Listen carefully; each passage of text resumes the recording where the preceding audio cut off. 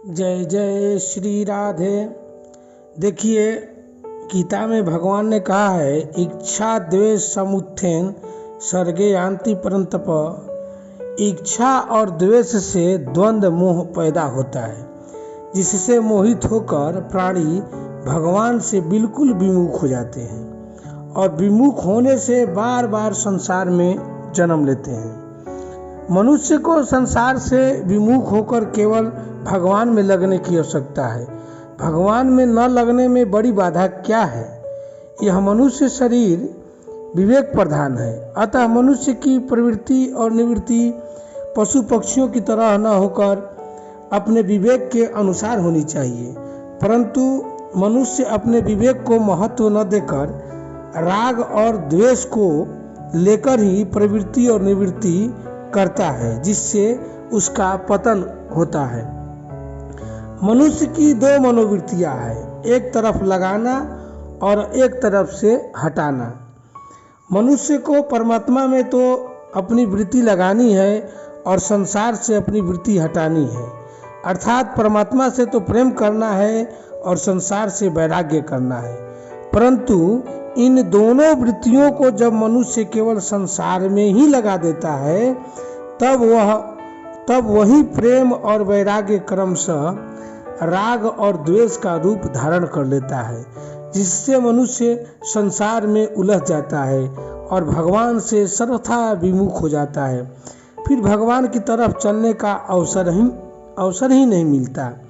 कभी कभी वह सत्संग की बातें भी सुनता है, शास्त्र भी पढ़ता है, अच्छी बातों पर विचार भी करता है, मन में अच्छी बातें पैदा हो भी जाती है तो उनको ठीक भी समझता है।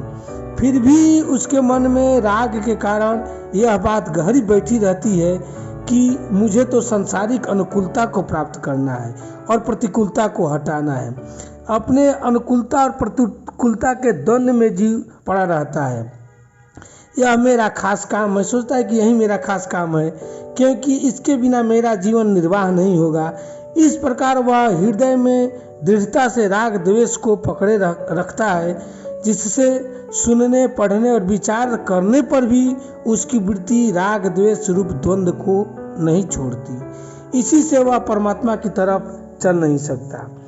देखिए, द्वंद्वों में भी अगर उसका राग मुख्य रूप से एक ही विषय में हो जाए तो भी ठीक है। जैसे भक्त बिल्वमंगल की वृत्ति चिंतामणि नामक वेश्या में लग गई तो उसकी वृत्ति संसार से तो हट ही गई।